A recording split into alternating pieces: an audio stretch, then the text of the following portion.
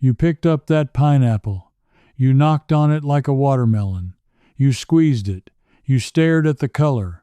And you still had no idea if it was going to be sweet gold or sour disappointment when you got it home. I did the same thing for 40 years. Here is the truth I finally dug up. There is a way to know in about 5 seconds before you ever pay a dime whether that pineapple is sweet or sour. No cutting, no guessing, no knocking, and an old trader taught it long before any grocery store existed. I have spent most of my life chasing down skills the old mountain men and frontier traders used and the rest of us forgot. This one nagged at me for years because I kept getting cheated at the market and I could not figure out how the old-timers never did. The answer traces back to a shipping log and a fruit that fooled kings. There is a document from the 1700s, a rule about this fruit that almost nobody knows, and it explains exactly why your grandmother never bought a bad one. Stay with me, because by the end you will walk into any store and read a pineapple like an open book, and you already own everything you need to do it, which is nothing but your own 2 hands and your nose. Let me tell you how I stumbled into this in the first place. It started at a roadside fruit stand outside a little town. Years back, there was an old man there, had to be near 90, sitting on an upturned crate. A truck of pineapples came in. The driver dumped a whole load, maybe 200 of them, in a pile. And this old man walked down the row, and he was not knocking on them. He was not squeezing them. He picked one up, held it under his nose for a second, gave one little tug at the top, set it in a box, and moved on. Sweet pile here. Sour pile there. He sorted the entire load faster than I could tie my boots. I asked him how he did it. He laughed and said, "Son, a good trader knows his fruit before he pays for it. Everybody knew this once. Everybody knew the trays once. That line stuck in me like a splinter, because I did not know it, and I bet you do not either." So I started digging, and the first thing I learned cracked the whole thing wide open, and it made me angry, because it is the exact opposite of what every one of us has been told. Here is what nobody tells you at the store. A pineapple does not ripen after it is picked. Read that again. Because it changes everything. That banana on your counter turns from green to yellow. That tomato on the windowsill gets redder and softer. That peach gets sweeter sitting in a bowl. Those fruits keep working after harvest. Scientists have a word for that. They call them climacteric fruits. They have a starch reserve inside that keeps turning to sugar even after you pick them. The pineapple does not do that. The pineapple is what they call non-climacteric. Once it is cut from the plant, the sugar is locked. Whatever sweetness was in that fruit the moment it left the field is exactly the sweetness you are going to get. It will get softer. It will get more yellow on the outside, but it will not get one bit sweeter. Not on your counter, not in a paper bag, not in the sun on the windowsill. The United States Department of Agriculture has confirmed this in their own research on tropical fruit. The sugar content of a pineapple is set at the moment of harvest and never rises after. Never. And a study out of the University of Hawaii, which has grown more pineapples than just about anywhere on Earth, showed the same thing decades ago. Sugar peaks in the field, and the clock only runs down from there. Now think about what that means for you. Every trick you have ever been told, leave it on the counter a few days, turn it upside down, let it ripen up, is a lie. Not because someone was cruel, but because someone was lazy, and the truth got passed down wrong. You cannot fix a sour pineapple. You can only avoid buying one in the first place, which means the entire game happens in the store, in the 5 seconds before you pay. That old trader knew something I did not. He was not hoping it would sweeten up at home. He knew there was no home fix, so he learned to read the fruit cold, right there in the pile. And that raised the question that kept me up at night. If the sweetness is locked in at harvest, and you cannot see harvest, Then how on earth did that old man know? What was he reading? What was the tell? That is where the trail got interesting, because the answer was not invented at a roadside stand. It goes back a lot further than that. Let me take you back, because this is where I found out the disappearing of this knowledge was no accident. The pineapple has a strange and almost royal history in this country, and once I understood it, I understood why regular folks stopped knowing how to pick one. When Christopher Columbus and his crew landed on the island of Guadeloupe in 1493, they found this fruit and carried it back to Europe. And for the next 200 years, the pineapple was not food, it was treasure. You have to understand, a fresh pineapple in Europe or in colonial America in the 16 and 1700s was one of the rarest luxuries on earth. They did not grow in that climate. Every single one had to survive weeks, sometimes months, on a wooden sailing ship crossing the ocean. Most of them rotted on the way. The ones that made it were worth a fortune. Historians have found records of a single fresh pineapple selling for the equivalent of thousands of dollars in today's money. One fruit, they got so expensive and so prized that wealthy families would not even eat them. They would rent a pineapple. That is the truth. You could rent a pineapple for the evening, set it in the center of your dinner table to show your guests how important you were, and then return it. The same fruit got rented over and over until it finally started to rot, and only then did someone actually eat it. That is where the pineapple as a symbol of hospitality and welcome comes from, those carved pineapples you still see on gateposts and bedposts and front doors to this day. Now here is the part that matters for our case. When something is that valuable, the men who bought and sold it could not afford to guess. A ship captain, a dockside trader, a merchant buying a crate off the boat, these men were spending a fortune. They developed ways to judge a pineapple in seconds, because a mistake cost them more than most people earned in a year. That knowledge was worth guarding. It was trade knowledge, passed from trader to trader, from the docks to the market stalls, down through the fruit men and the traders who worked the inland routes. And that is the thread that connects it to the old trader on the crate. These skills traveled. The men who moved goods across the frontier, the traders, the packers, the ones who dealt in dried and fresh goods hauled inland, they carried the fruit-reading tricks right along with the fruit. Knowing your goods before you paid was survival for these men. A trader who got cheated twice did not stay a trader. But somewhere along the way, the knowledge got cut off from the rest of us. And I want you to notice how convenient that was, because once the grocery chains took over in the middle of the 1900s, they had no reason on earth to teach you how to pick a good one. Think about it honestly. If you cannot tell a sweet pineapple from a sour one, what do? You buy one. It is bad. You are annoyed. But what do you do next week? You buy another one, and hope, and another. The store sells the good ones and the bad ones for the exact same price, and you carry the loss every single time. A shopper who cannot judge fruit is a shopper who buys more fruit. Your not knowing is worth money to somebody. The old trader made his living being right. The modern store makes its living on you being wrong. That is the whole difference. And once I saw it, I could not unsee it. So the pressure was on to find the actual method.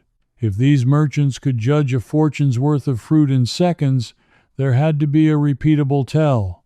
And I found it broken into pieces, scattered across old market wisdom, and confirmed, to my shock, by modern science. Let me give you the first piece, because you can use it the very next time you shop. The first tell is the smell, but not where you think. Everybody who has ever picked up a pineapple gives it a sniff, but they sniff the side, or worse, the leafy top. That tells you almost nothing. The old trader did not smell the top. He turned it over and smelled the bottom, the base, where the fruit was cut from the plant. Here is why that works, and it is pure, simple science. Sugar is heavier than water. Inside a growing pineapple, as it ripens on the plant, The sugars settle downward toward the base by simple gravity, just like sediment settling to the bottom of a jar. The bottom of the pineapple is the sweetest part of the whole fruit, always has been. So the bottom is where the aroma is strongest and truest. Now here is the tell. When you turn that pineapple over and put your nose right on the base and breathe in, one of three things happens, and each one tells you exactly what you are holding. If you smell a rich, sweet, honeyed fragrance, that warm tropical smell that almost makes your mouth water, that pineapple is ripe and sweet. Buy it. That smell is the sugar talking. And remember, that sugar is locked in and will not change, so what you smell is what you get. If you smell nothing at all, no sweetness, no fragrance, just a faint green or woody nothing, put it down. That pineapple was picked too early. The sugar never developed, and it never will. That is your sour one. That is the one you have been carrying home for 40 years. And if you smell something sharp, sour, fermented, almost like vinegar or alcohol, put that down fast. That one is past its prime and starting to ferment from the inside. It has gone from sweet to rotten and skipped right over the good part. Sweet honey smell? Buy it. No smell? Leave it. Sour vinegar smell? Run. That is the whole first tell, and it takes about 2 seconds. I tested this myself dozens of times before I believed it. I would smell the base, make my guess, buy 3 at a time, cut them open at home, and I was right almost every single time once I trusted my nose over my eyes. The color had been fooling me for years. The smell never lied. But smell alone was not the full method, because that old man did 2 things. He smelled, and he gave one little tug at the top. And that second move turned out to be the real secret, the one that separates a good guesser from a man who is never wrong. So I chased that down next, and what I found surprised even me. The second tell is the leaves, and this one is almost magic once you understand it. Watch how the old traders did it, and you will see the same little motion every time. They reach for one of the inner leaves at the very top of the crown, not the big outer ones, but one from the center, and they give it a gentle tug straight up. That is the everyday life piece, and I mean it when I say you can use it this week. You do not need a garden. You do not need the back country. You need your nose, your hand, and the willingness to turn the fruit over and check the parts the store hopes you ignore. That is real self-reliance, right there in the produce aisle. And if you want to go deeper into this world, the frontier skills, the trader wisdom, the old ways of reading your food and your land before anyone put a sticker on it, I have put the most essential of it together in a series of books called Mountain Roots, Deep Mountain, and Mountain Complete. These are the skills I kept finding buried in old records and homestead journals, the ones I wish somebody had handed me in one place when I first started digging. They are in the description if you want to take this further than a single video can carry you. I think you will find them worth your time. Now, back to the deeper question that kept me up at night, because we still have not reached the master key. Here is what that tells you. On an unripe pineapple, those center leaves are locked in tight. They will not budge. You can pull, and they hold fast, because the fruit is still green and firm and holding everything together with all its strength. But as a pineapple reaches full ripeness, the flesh at the very core, right where those leaves attach, begins to soften and loosen ever so slightly. And when that happens, that center leaf will slide out with just a gentle pull, clean and easy, almost like pulling a feather out of soft ground. So the tell is simple. Tug a center leaf. If it comes free easily with a light pull, the fruit is ripe and ready. If it holds tight and fights you, it needs more time, or in the case of a picked pineapple that will never ripen more, it was picked too green and you should leave it right where it is. Now, I want to be honest with you, the way the old trader was honest with me, because there is a catch, and knowing the catch is what makes you an expert instead of a beginner. The leaf test is real, and produce experts and old market men have used it for generations. But because a pineapple does not keep ripening after harvest, the leaf test on a store pineapple is really telling you how it was picked, not how it is aging. And that is why you never rely on just one tell. You use them together. That is the secret the old man never said out loud but showed me with his hands. Smell the base first, that is your sugar reading, and sugar is everything. Then tug the leaf, that is your confirmation of ripeness and softness. When both agree, honey smell at the base, and a leaf that pulls free easy, you are holding a sweet, ripe, perfect pineapple, and you have known it in 5 seconds without cutting a thing. And there is a third quick check the traders use that costs you nothing. Feel the weight. Pick up 2 pineapples of the same size, 1 in each hand. The heavier one is the better one, every time. Weight means juice, and juice means the flesh is full and ripe, rather than dried out and fibrous. A light pineapple for its size is a hollow disappointment waiting to happen. The old-timers called it heft, and they trusted it. Now I can already hear some of you thinking, this is fine for somebody buying pineapples every week, but I hardly ever buy one, so what good is any of this in my ordinary kitchen? Let me stop you right there, because this next part is exactly for you, the one who thinks this is just a market trick and not a real skill for your everyday life. Stay with me, because this is where it comes home. Here is what I want you to understand. This is not about pineapples. Not really.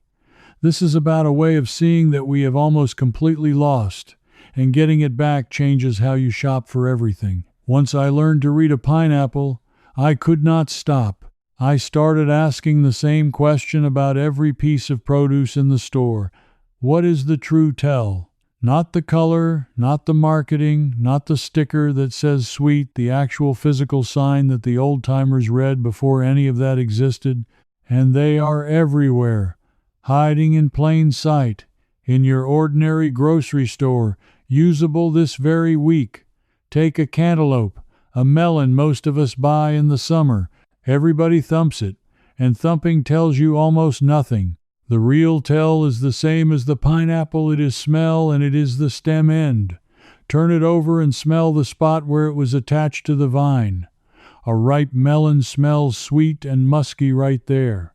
And press that stem spot gently with your thumb. If it gives just slightly and smells sweet, it is ripe. A ripe melon also comes off the vine clean, leaving a smooth, slightly sunken scar. A rough torn stem means it was ripped off green. Take a watermelon. The old field tell is the yellow spot, the patch on the bottom where it sat on the ground. A creamy, buttery yellow spot means it sat and ripened on the vine in the sun. A white or pale green spot means it was picked too early and hauled off before it was ready. The webbing on the skin, those rough brown patches, that is sugar seeping to the surface, more webbing, sweeter melon. You see what is happening here? Every one of these is the same principle the pineapple taught me. The plant tells you the truth if you know where to look, and the truth is almost never in the color, which is the one thing the stores light up and polish to fool your eye. The old traders read the base, the stem, the scar, the weight, the parts nobody thinks to check, because those parts cannot be faked. And here is the money part. Since we are all watching our dollars these days, I sat down and did the math on my own house. Between pineapples, melons, and the like, I figured I was throwing out at least one piece of produce out of every 3 I bought sour, mealy, flavorless, straight into the compost or the trash. That is a third of that money gone. Over a year, for a family that buys fresh fruit regularly, that is easily a couple $100 walking straight out the door and into the bin. Once I learned to read the fruit, my waste dropped to almost nothing. I buy less, I buy right, and I eat every bit of it. But I promised you the finale, because everything I have told you so far is the how. There was still one more thing I could not explain, the deepest part of the case, and when I finally found it in an old document, it was the piece that made the whole thing click. Let me give it to you now. For the longest time, one question haunted me. Even with the smell and the leaf and the weight, how did those old dock traders judge a pineapple so fast and so surely, when the fruit had been sitting in a crate for weeks? What was the master key they had that we lost? I found the answer buried in the way the old fruit trade actually worked, and it is confirmed in the agricultural records of the great pineapple shipping years, the early 1900s, when Hawaii was shipping this fruit to the mainland by the millions, and the men handling it had turned selection into a science. There is a grower's grading knowledge from that era, the standards the packers used, and it names the single most reliable tell of all, and it is one almost nobody today ever checks. It is the eyes. Look at the surface of a pineapple. It is covered in those diamond-shaped segments, and each one has a little rough spot in the center. Those are called the eyes. And here is the master key the old traders knew and the packers wrote down. The size of the eyes tells you the sweetness of the fruit. A pineapple with large, plump, well-spaced eyes, big flat diamonds, generously sized, came from a large, mature fruit that grew slow and full in the sun and had the time and the room to develop its sugar completely. A pineapple with small, tight, crowded eyes came from a smaller, rushed fruit that never fully developed. The big-eyed pineapple is the sweet one. Nearly every time, the packers of the great shipping era graded by this. They knew that a pineapple with fewer, larger eyes was the premium fruit, the sweet gold, the one that fetched the top price. And they knew a pineapple with many small, crowded eyes was second-rate, sour, and thin. It was written into how they sorted and shipped an entire industry's worth of fruit. This was not folklore. This was the professional standard of the men who moved more pineapples than anyone in history. And here is the beautiful thing, the thing that solves our whole case. The eyes cannot lie and the eyes cannot change. Color you can gas and polish. Softness you can fake with time. But the size of the eyes was set when that fruit grew in the field, and it is frozen there forever on the skin, for anyone to read, if they only know to look. So now you have the complete method, the full thing the old trader on that crate was doing in 5 seconds while I stood there dumbfounded. Look at the eyes. Big and plump means sweet, small and crowded means sour. That is your first read from 3 feet away before you even touch it. Then pick it up and feel the heft. Heavy for its size means juicy. Then turn it over and smell the base. Honey means buy, nothing means leave, vinegar means run. Then give one center leaf a gentle tug, pulls free. Easy means ripe. Eyes, wait, smell, leaf. 4 checks, 5 seconds, and you will never carry home a sour pineapple again as long as you live. That old man was reading the eyes first. That is why he could sort a whole truckload without ever slowing down. He was doing from 3 feet away what I had been failing to do with a knife in my own kitchen. The knowledge was there the whole time. It just got buried under 100 years of grocery store color and marketing, hidden from the very people who needed it, because a shopper who knows the tell is a shopper who stops overpaying. Well, now you know the tell. It was never lost. It was just quietly taken, and you just took it back. Think about that for a second. You just recovered a skill that let a poor market trader outsmart the finest merchants of his day, a skill that once judged a fruit worth more than gold, and you got it for free, and you can use it tomorrow morning. That is what these old skills are. They were never magic.